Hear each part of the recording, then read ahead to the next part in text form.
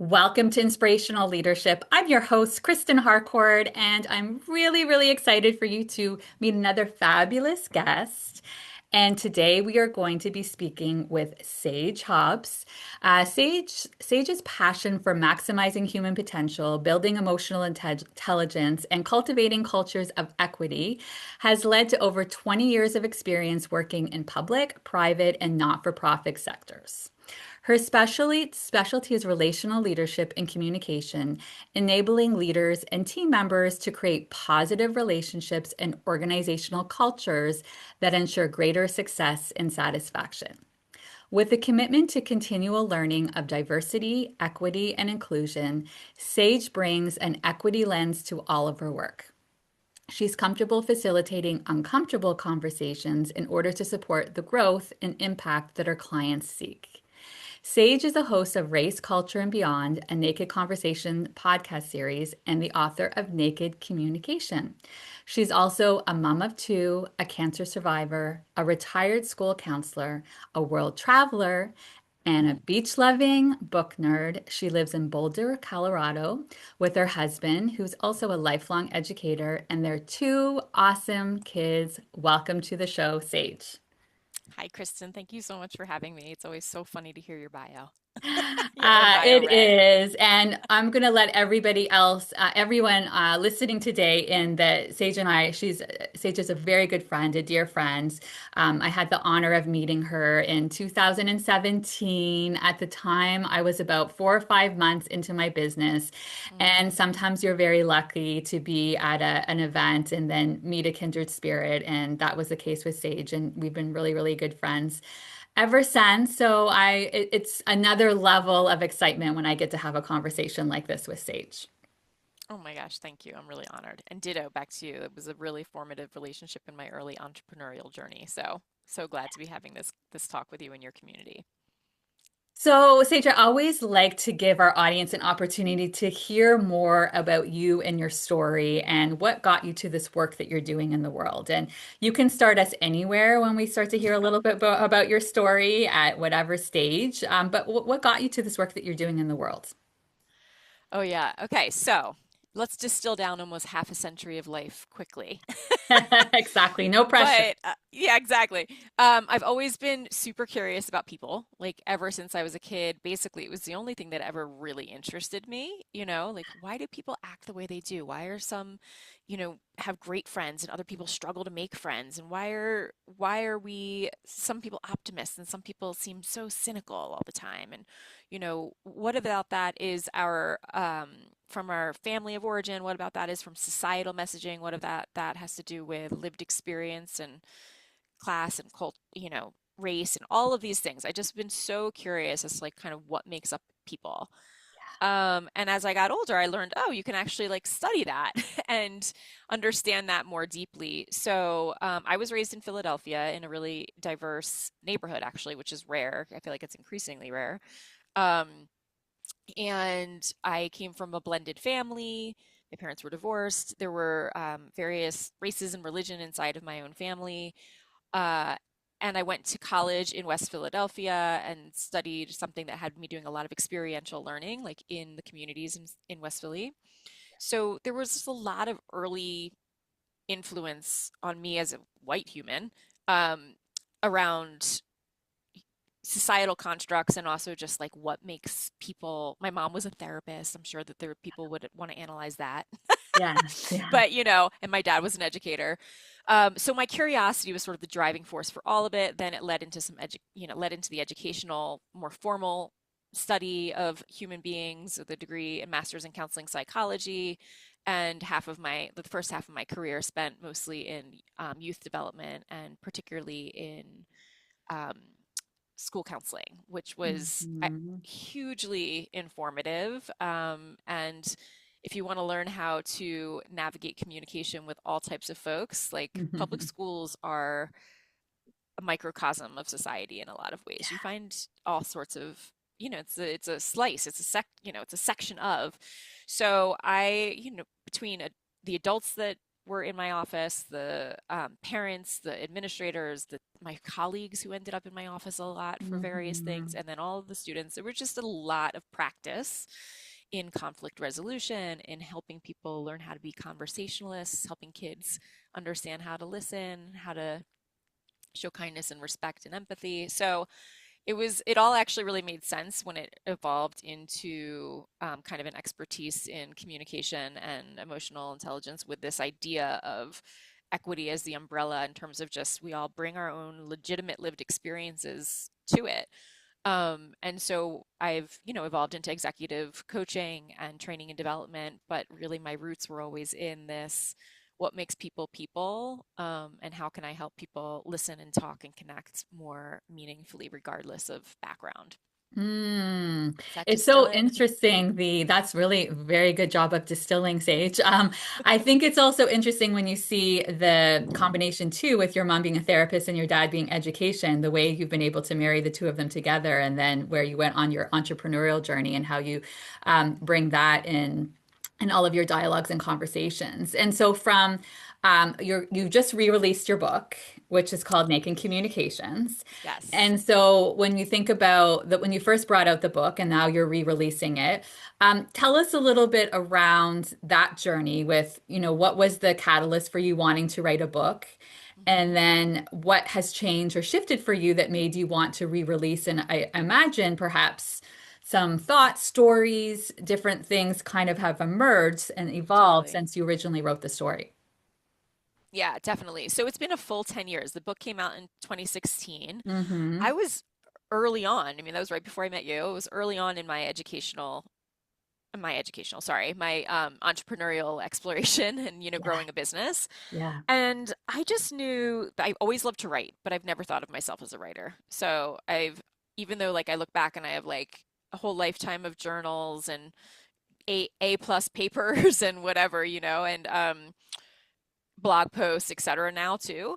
But it was really like, how can I get this idea that I've been creating, this idea that there's another way to communicate that's not just standard communication, which is really about, dissemination of information, or Mm-hmm. like cultural norms around hello, how are you? Nice to see you. Nice to meet you, Right. like kind of expectations, but that Mm-hmm. there's another way to communicate, which quite frankly has always come pretty easily to me, which is just like from the heart, authentic, curious. Mm-hmm. I've gotten, now I don't want to say easy to me in the sense that I always had it perfectly. I was too opinionated, as many a young person is. I was too quick to share my mind, Mm-hmm. and make others people not always, I didn't always listen first. So I've Right. grown.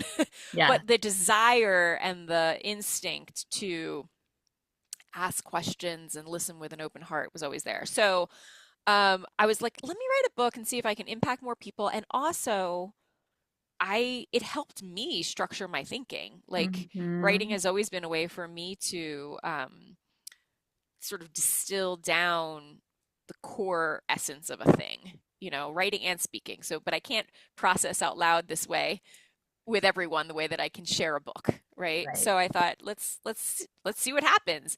I also was told at the time, oh, this will help grow your business, etc. So, I hadn't, being new on the journey, I hadn't learned to listen to my own kind of inner CEO as much as Mm-hmm. you and I have both learned in the last, Mm-hmm. near decade of work on our own. So I took somebody's advice and said, okay, cool, I'll write a book. Now, what's happened is the book, for about a year and a half, I was proud of that book. It got good reviews on Amazon. I was sharing it. And then, being maybe a bit of a conditioned female perfectionist, after about a year Mm-hmm. and a half, I was like, oh my gosh, cringe, cringe, cringe. Like, and basically, I would just kept saying to myself, I would write this so much better now. Mm. I know so much more. I've worked with hundreds more leaders, educators, um, emerging leaders, just hundreds more. Like, I've Mm-hmm. honed this idea of naked communication really into something more robust that I now call communication for connection.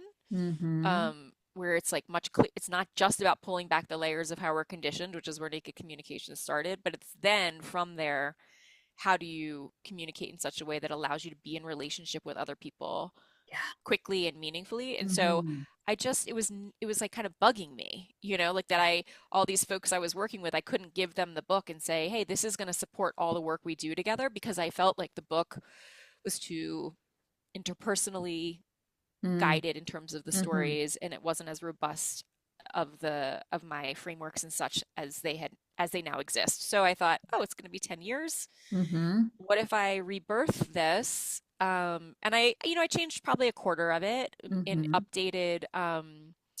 updated stories that have more professional context and that leaders can see themselves inside of, Mm-hmm. more clearly, social impact leaders in particular. And I also, you hope that your ego evolves over time too. And part of me is like, this isn't about, of course, I could tell you right now, I could write it better now. Like, I'm Yeah. going to keep learning how to write and express better. So it's Right. kind of like you just got to let that part go and say, is this Mm-hmm. something that could be of service to people? Mm-hmm. Um, and that's where I'm at with it now, like a little more freedom and space Mm-hmm. around it. And I feel Mm-hmm. excited and proud of its this next iteration. And I'm going to write another book. I'm not going to re-release this one again. This is its final version. This is its snapshot in time. Yeah. Um, but it has been a really important part of my own self-discovery and the work that I do. Yeah, I love that. I think that a lot of authors, if they could go back and do that for many of their books, not only for themselves and where they might have evolved, but also in terms of geopolitically and what's going on in the Yeah. world and some of those stories. I think of some of those authors like Good to Great.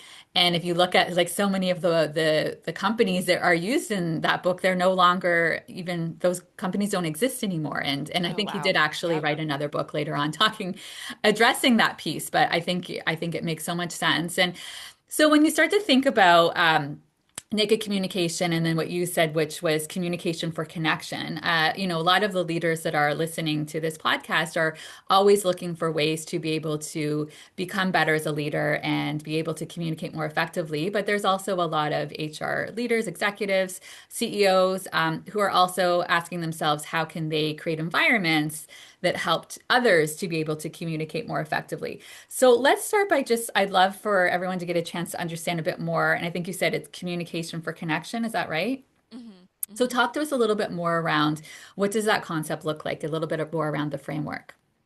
Great.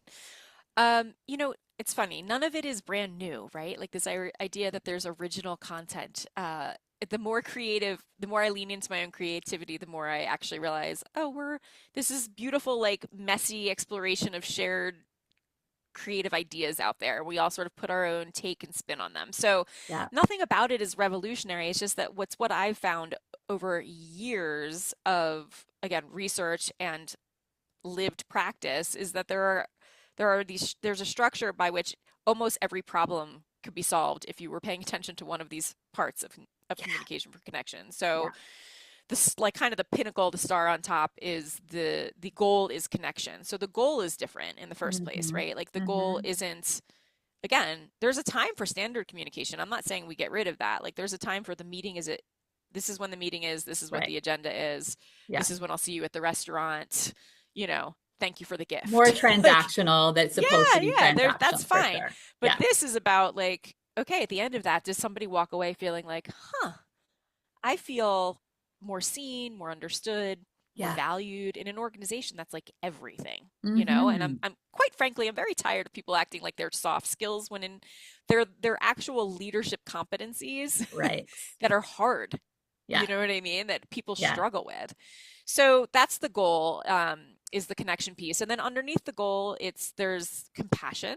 So can Mm-hmm. we, and this is, I really distinguish that compassion for yourself as well as compassion Mm-hmm. for others. Sometimes we actually have an easier time being compassionate towards others than we do with our own Absolutely. mistakes and our own Yeah. shortcomings. And if Yes. you're going to practice this kind of communication that's more vulnerable, like, you're going to mess up, and so are other Mm-hmm. people if you're asking your team to start Yeah. communicating in this way. And so, can we have compassion while we're learning to communicate differently in a way that we weren't historically taught? So, compassion is huge. Clarity, I know you work with tons of leaders. I cannot get into that enough in terms of people think they're being clear, and oftentimes folks are left confused. Yeah. So, how do we center clarity as a part of our communication and then circle back and make sure, in fact, in education speak, we would say check for understanding. Yeah. Actually check that people understood what you thought you were saying, right? Mm-hmm. So Mm-hmm. clarity is the second part. It doesn't go in any kind of particular order. It's just this is like the pyramid blocks. Mm-hmm. Mm-hmm. The other part is about courage. Mm-hmm. And you talk about this a lot. Like you cannot, I say often that to lead is to risk. You Yeah. can't lead without taking risks. To lead is to risk, right? So if you're going to have teams that really talk to each other and you're going to have teams where the expectation is go directly to the source versus side conversations, or if you're going to have a so-called open door policy as a leader, but then nobody's really coming through your door, I can't tell Right. you how many times that happens to people I Yeah. work with. I have an open door policy. I'm like, okay, Yeah. well, how much do you know about the people in your team's life? Are they Right. telling you? Right. Like, do you know if anybody's, Yes. getting divorced or confused with the new Yeah. software? Like, Yeah. you Is know what I mean? So, anybody coming through the open door? yes, is the door open is one thing. Entering, Who's crossing coming the in? threshold. Right, exactly. So courage is another key component of that. Hmm. And then the last piece is about what I call clean. And clean just means like, when you're a kid and you say, don't fight dirty, like, Yeah. don't bring, it's clear, it's being kind, it's Hmm. trying to stay in the present Yeah. versus building an entire case. We're not, Hmm. unless you're a Hmm. lawyer, you shouldn't be building Hmm. an entire case against somebody whom you need to give feedback to. Yes. Give Yes. them the feedback in real time. Like Hmm. play clean, don't bring um all sorts of, because all that does is make us be like, you're always this way Right. or you never do that. Like as soon as you're speaking in those binaries, Hmm. like there's no space for that curiosity, Yeah. right? It creates a Um, disconnection. yeah, and I don't know if I said curiosity, but that's the piece that underlies. It's like almost like curiosity is down here, like lead with Yes. curiosity, connections up here as your primary goal, and those Hmm. pieces are, you have to circle back inside of those pieces to get the Hmm. whole communication for Hmm. connection framework Hmm. dialed. Yeah, I bring up the word. I feels like the word curiosity has been something I've been talking about a lot the last couple of years, right? Instead of going in and making these assumptions, to be able to just Right, show up with more of that curiosity and really being curious to want to understand. Because a lot of times when you come from that place, and as I heard you, as you were talking through these things, Sage, what came to mind too is it's so much about the energy you bring into these conversations, right? Because when there's that energy of being open and curious and asking those questions and having that compassion. And I agree the clarity piece. I think so many people, the leaders that I coach as well, I'll say like they'll say in my one-on-one coaching, but then I say, I want to go talk to the team and see if they'll say the same thing because they think they're being super, super, super clear. They really yes, do. Like the yes, intention is there. the intention And is there. yet, if you were to ask the team, they'd say, well, no, I don't really actually feel as clear, which I think when I hear you talking about this Sage, I think it also speaks to how often you have to be asking the questions and saying, does this feel clear to you? Are there things that maybe I haven't shared? Are there and saying that over and over again and never feel like you've said it too much. I talk so much about even around over communication. Like there, I don't think you should ever worry about over communication Hmm. because Hmm. saying it over and over and over again, and then sometimes you start to notice where people are not understanding or they're not on the same page and they're not clear. And unless you're creating a space where people feel comfortable, Right, I think that's an right. important piece too, where they can put up the hand and say, I'm actually not at all clear. Like I am Yep, so sure people listening right now, you would say there have been times when you're in a meeting and you are not clear. You are not clear. And you want to put up your 100%. hand and say, I gotta say, I'm really not clear about what's happening here or the action, where we're going, what the directions, What are the whatever. Something here priorities? is Yeah. super unclear to me. I guarantee you there is somebody else in that room, probably many people in that room that are feeling the same way. Totally. And I love that example because in that example, if you leverage the other components of the framework, it takes courage to raise your hand and say, I'm not clear. Yeah. And it takes training the culture to be compassionate so that when somebody says they're not clear, they're not perceived as inferior or stupid in their Yeah. job. Nobody wants to feel dumb. Nobody Mm-mm. ever, ever. Mm-mm. You know what I mean? And this is the old educator in me, right? Like, the we used to say behavior is communication. Like if some kid is acting out a bunch, why? What are they Right. trying to tell you? Like, Right. what's going on? Do they not understand? And they'd definitely rather have people laugh with them Yes. than at them. You know what I Yeah. mean? So the framework, that's just the perfect example because, in order to unearth what isn't clear, where your priorities aren't aligned, how your team isn't moving forward in the same strategic actions, you have to have not just the curiosity, but you have to have the courage and the Mm-hmm. compassion to bring Mm-hmm. those things into the room. Mm-hmm. Great Yeah, and when I hear example. you saying that too, all of those help to create psychological safety in that room so that they're going to take those actions as well. And, it's so top of mind because my daughter just started her second semester. And so we got emails from some of the teachers. And one of the teachers for philosophy said, and I love this because foundationally, she was saying how, just want to let you know one of the expectations for this class is that we were going to create a safe space where there's going to be a lot of participating and asking questions and Mm, inquiry and it's how important it is to do that in order to be able to be set up for success in this course. And it's so interesting because from an emotional maturity perspective, sometimes those 40, 50, 60-year-old in those boardrooms are still that 12-year-old in class that isn't clear, who has thoughts, who wants to put their hand up, and they're still holding themselves back because, like you said, that they're concerned about how they'll be perceived by their peers. I mean, even right, with showing up for me as we talk about this age, that I've had leaders who their way of processing is they in a meeting when things are moving so quickly, they don't necessarily have the answers. And I've had to work with them to be able to have permission to say, you know what, that's a really great question. And I right, need to take that with me and I need to be able to process that. And I'm going to come back with a really good answer.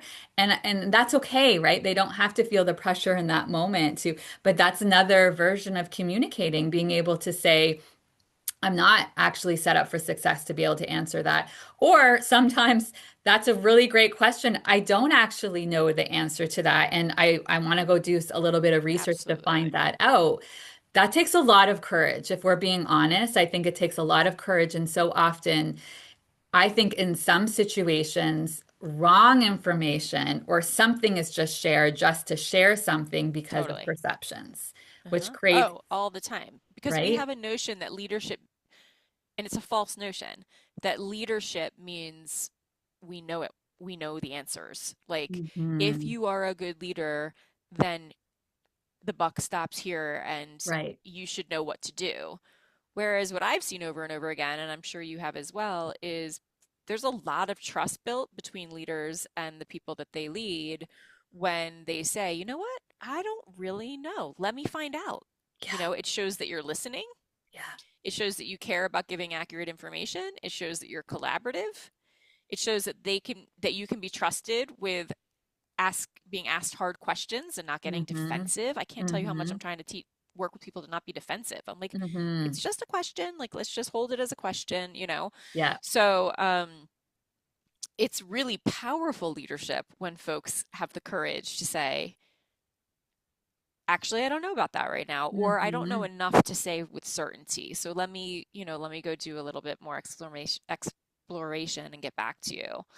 Um, but we have to sort of stretch our paradigm of what leadership means, especially in some of the more traditional corporate models, right? In education, there's sometimes I find it's easier because they have even higher ed Mm-hmm. in Mm-hmm. theory, you're supposed to have a growth mindset. Like Right. we're teaching kids these days about growth mindset. Yeah. But again, depending on which district you're in and which community and how traditional or conservative their systems are, that may or may not be the context. But that is what we're, in theory, trying to create with learning, with K-12 education, this Yeah. curiosity and this, Yeah. I don't know, let me figure it out. And so if we could kind of, it's like that old saying, everything you really need to know you learned in kindergarten. Right. Right. How to Go treat back to that. people and Yeah. exactly. Yeah. Yes. There's a reason why we learned those foundational concepts. Right. It's funny. It's also reminding me of Trevor Noah. He Mm, spoke at a conference I was at last year, and he was talking about he had this job with Microsoft, and his job title I don't remember, but let's just say chief questioner or chief question person or chief curiosity guy. And that was his I role. want He that. said, I know, I loved it. And, but like such a great example with what you're saying, Sage, around supporting that as being such a huge proponent of leadership. Like he's being paid to be the one who goes into the room and asks all the questions and shows up from a place of like, it is that 5 year old. Like, I don't understand. And there was a lot of this was around AI stuff. He's like, I actually don't understand the concept. So I'm going to keep on asking a Hmm. lot of Hmm. questions. But he did talk about the fact that one of the that he thinks, if you think about some of your strengths and zone of genius, it was the curiosity, and Yeah. that he doesn't feel shame around asking questions or thinking, am I asking a dumb question? As far as he's concerned, there are no dumb questions. And that's what's helped him to be who he is in terms of, his philosophy. And I think he's a brilliant comedian in the places he goes because of the knowledge he brings into it. But he would say that knowledge comes from having such a love of Fierceness and curiosity, curiosity. Yeah. right? And constantly. And I think for everybody listening, remembering as seeing that not as a weakness, but to be a leader and to be someone that people respect and actually have a lot of trust. It goes a long way because there's a Hmm. level of vulnerability that comes with that when you're not feeling like I always need to be the smartest person in the room. Hmm. You see Absolutely. people like a lot of CEOs, they can't always be the smartest person in the room. Their executive team has to be a whole bunch of experts that are Right. bringing that expertise, but asking questions to understand better.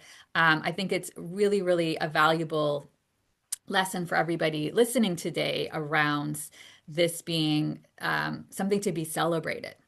Yes. Yeah, and I love that. It is, that's what I'm saying. It's a leadership competency. It's not a nice to have, because not only does it build trust by saying, um, you can ask me anything and I'll figure it out. Also, it builds trust when you ask other people questions. You're curious about them and their life, like, or the work that they're doing or the project that they're on. Like that kind of curiosity shows interest, which builds trust very rapidly. Mm-hmm. And it's huge in terms of conflict resolution and team building, because what I see is people are just like, oh, that's the problem person, or that Right, person's the one who's right. that one is the one who's the naysayer on the team, or whatever the case may be. And it's like, has anybody engaged with curiosity? They might be, but Mm. why?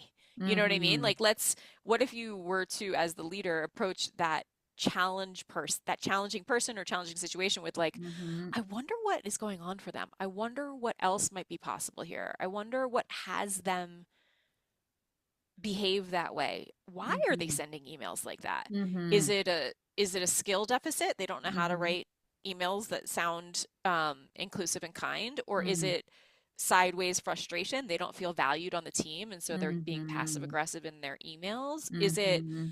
that they're just a really fast and direct person, and they don't even know, they don't have the self-awareness that they're rubbing people the Yes, wrong way every time they send a yes. communication? Like, if you can be the leader who brings those questions in, you can transform Mm-hmm. teams and conflicts and relationships. So Mm-hmm. it really do, as you can, I'm on my soapbox, but I really do feel like, and not feel like, I know and see and have done research on, curiosity is like a superpower, Mm-hmm. Mm-hmm. in terms of leadership and team development. Hmm. Well, what I also hear you with the curiosity and what you just shared there is that you're not just getting at the surface level, you're getting down underneath what's really going on here. And quite often, it's manifesting for something else that's going on, right? In some cases, it's Yeah. just that person needs training on communication and they didn't, never learned how to Right, write an right. email more effectively, or writing everything in all caps is perceived. I remember someone one time saying that the all caps thing, she didn't even realize, like she wasn't doing it because she was mad. Like she didn't do all caps because she was mad. It was an efficiency. Like she didn't know, she just needed someone to say to her, Say, when you do all caps, it feels like you're yelling at me. And she's like, what? I'm not yelling at all. And so it's so interesting how so many totally. communication breakdowns are because the person doesn't know that it's having the impact that it's having. So being able to have Hmm. a dialogue, but then through asking questions, sometimes it reveals there's something actually much deeper going on, right? That person is behaving in that way because they're feeling, they're feeling resentment, they're feeling lack of trust, there are multiple things. Mhm. Or maybe previously they had a leader that was toxic and now they're in this situation and they're Right, right. They're protecting bringing in themselves and the old story, the old stuff. Yeah, right, yeah. right. So I And think, sorry, go ahead. yeah, no, keep going. I was just gonna say to be curious with ourselves, right? Like you and Right, I talk about this a lot in emotional intelligence and the power right. of reflection. Mm-hmm. Working with a team of leaders right now, and folks are impatient to get to solutions oftentimes, Mm-hmm. and they want to skip over sometimes the reflection part and get to the answers.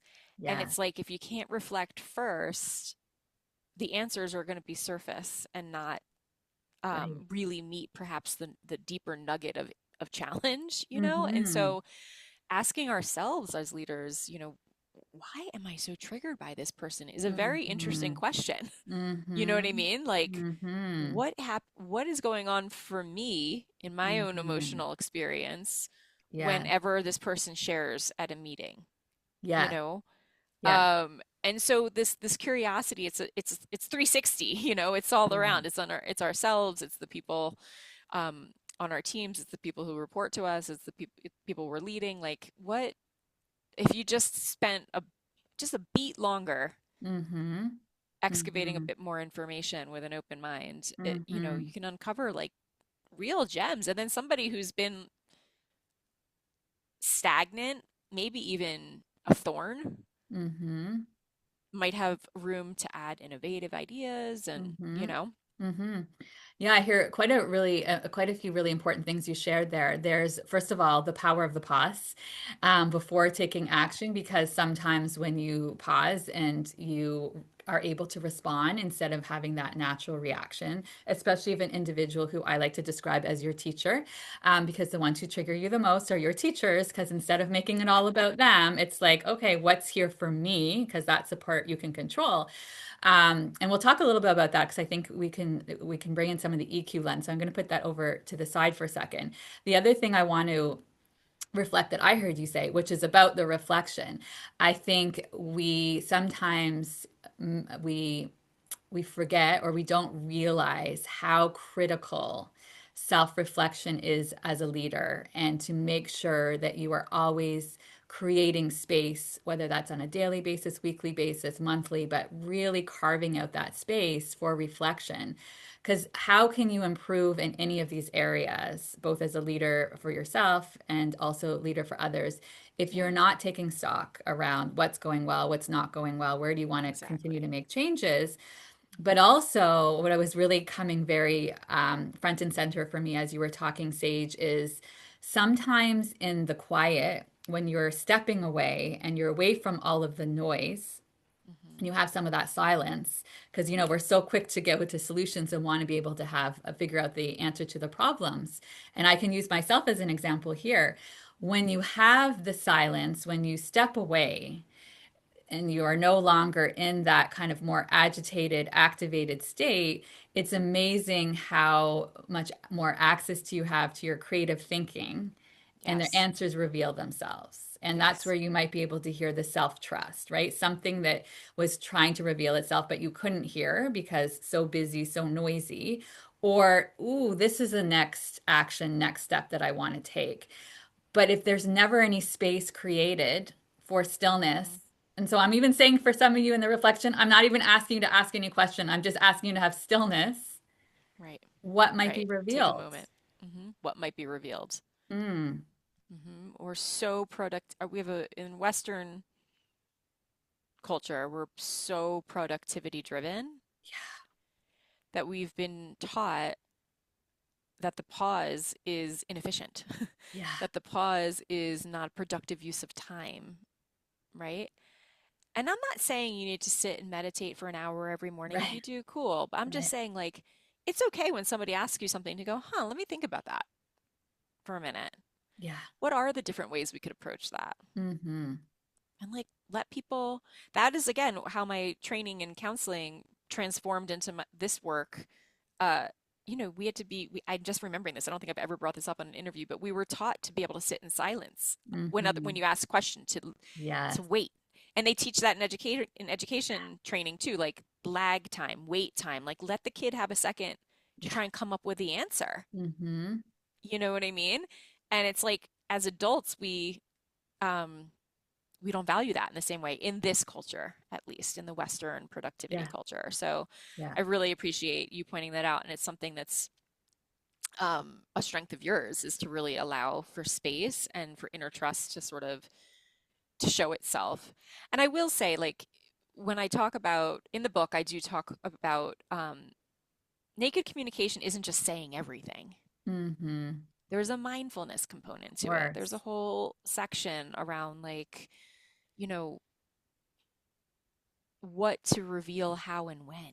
You know, it's not, I think some people, I think, I've worked with leaders in very traditional spaces who, when I bring up vulnerability, are like, that is, Yeah. there's no place for that here. That's a personal Right. thing. Right. You're not vulnerable at work. Like, Yeah. that's inappropriate.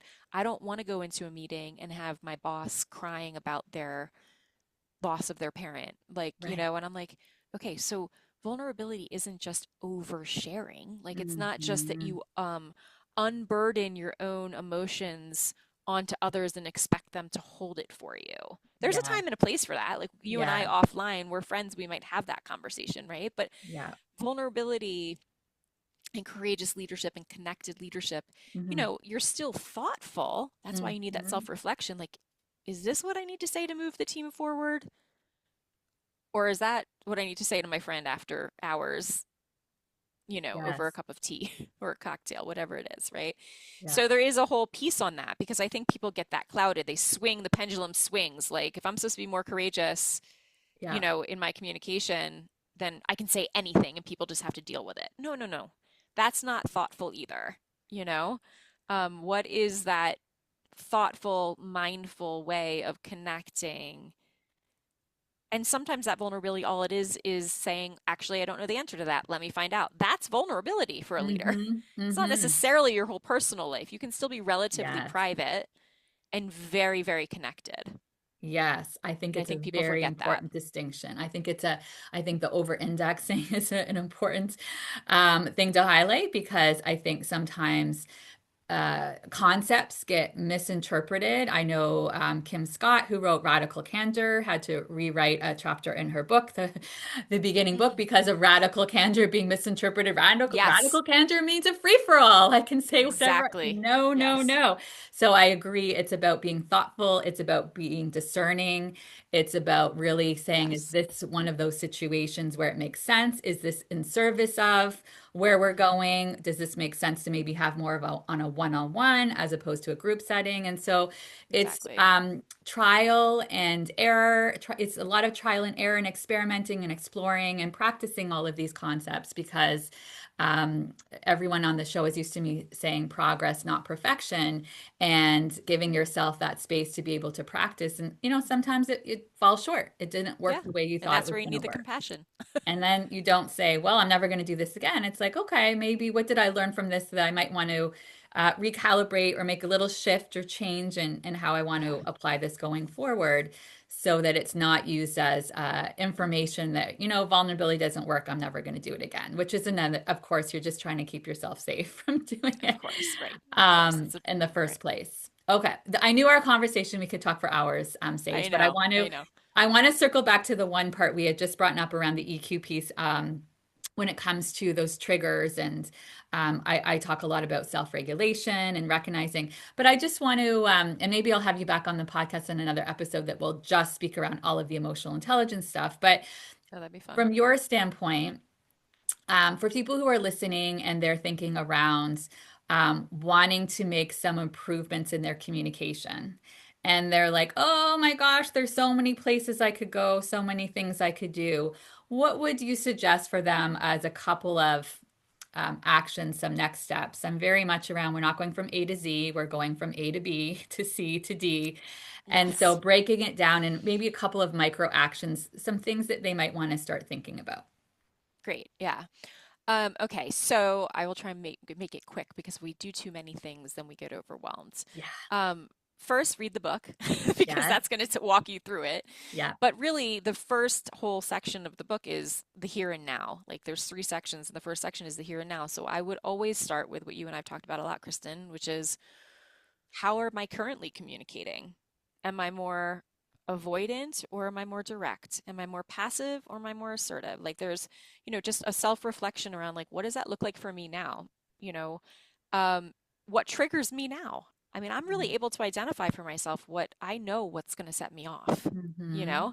And so when it Mm-hmm. sets me off, I can be like, oh, there it is again, Yeah. and I'm more likely to rein it in before I go off the rails, right? Yeah. So I would really start there. Like, what does it look like? What's the audit of your communication in this moment? Do you like Mm-hmm. it? Do you Mm-hmm. not like it? Mm-hmm. Do you want to talk on the phone versus do you prefer to text? Are you short and to the point, or do you notice that you are using a ton of filler words and you go on and on because you feel the need to justify what you're trying to say? Like, Right. do a do an assessment of yourself, an honest one, just in your own reflection. It doesn't have to be formal, right? Yeah. That's where I would absolutely start. And then the second thing I would do is once you kind of have a lay of the land and you maybe have a little sense of like, this is what's maybe not going so great, where Mm-hmm. can you be slightly more courageous Mm-hmm. in that area, right? Like, Mm-hmm. what's one step I can take? What's one request I can make of my partner that I live with, that I would Mm-hmm. love a little bit more of this or that? Or Yeah. what's one um, brave way I can share my point of view with my boss or my team, right? Like some idea Mm-hmm. that I have that I've been holding on to in every meeting, like I'm like niggling on this, like, well, what if we tried it this way? And I'm not offering it up. You're not sharing your expertise or creativity.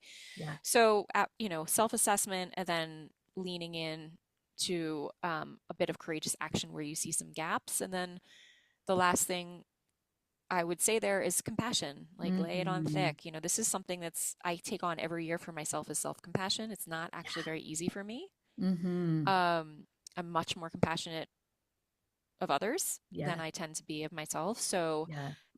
if you're gonna assess yourself and take courageous action, then please don't do that without like a safety net of compassion. Like, oops, I brought that up to my boss, but it came out super Right. intense. Or super and awkward or or whatever the super thing, right? awkward or super stuttering Yes. or whatever it is, you know what I Yeah. mean? Okay, well, that was my first go. Right. So that's what I'd say. Assess, courage, and compassion. Beautiful. And like you said, everyone will have links in the show notes to where you can get the book because then you have something. I'm such a big believer in having the books and being able to highlight it. And you could read one book 3 different times. First time, just taking it all Mm, in. Second time, you're doing some highlighting. Third time, you might be saying, okay, now let's look at one area that I want to action and then work on that and then go back to another totally. area that you were action. I think so many books, we could get so much out of that one book if we were doing all of the applying what we learned, as Right. opposed to reading, doing the one read and then moving to the next book.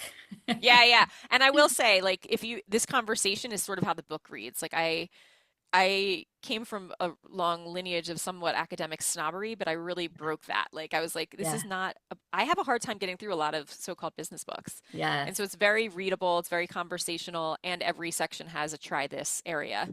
So, like, where I ask you questions, like as if I'm sort of in your ear, And Yeah. so that's the feedback I've gotten so far about it is, it's like a, it's like a conversation, Nice. which is the whole point, really, Yes. right? Absolutely. Thank you so much for being here today, Sage. Oh, it's such a joy. I'm really honored. Thank you, Um, Kristen. where can people learn more about a little bit about you and the work that you're doing? LinkedIn is my main and actually really my sole social Mm-hmm. media at this point. It's Mm-hmm. another conversation for how I've Yes. like Yeah. streamlined communication. So Yeah. Sage B Hobbs, no E in Hobbs, so Mm-hmm. SAGE B as in boy, HOBBS is my LinkedIn handle, and that's also my website. So there's lots of my writing on my website. The book itself is on, wherever you buy books online, Yeah. or most places. And I would love to connect with you. I truly love connecting, regardless of anything else. That is the point for me still. Nice. Well, we will have all of Sage's info in the show notes, link to her book and how you can connect with her on LinkedIn. And for everyone, if you really enjoyed this episode, please make sure you share it with others, comment and everything on LinkedIn. It's always great. And also, anytime that you like and share this with others, it helps it to get on front of more people on Apple Podcasts and Spotify. And if you're interested in learning more about the ways that I can support you, I do a lot of work with leaders around one-on-one coaching, leadership training, and transformative keynote talks. I would love to have a conversation. You can learn more on my website at kristenharcourt.com. Wherever you are in the world and tuning in today, good morning, good afternoon, good evening. We are sending tons of love. Bye bye. Take care.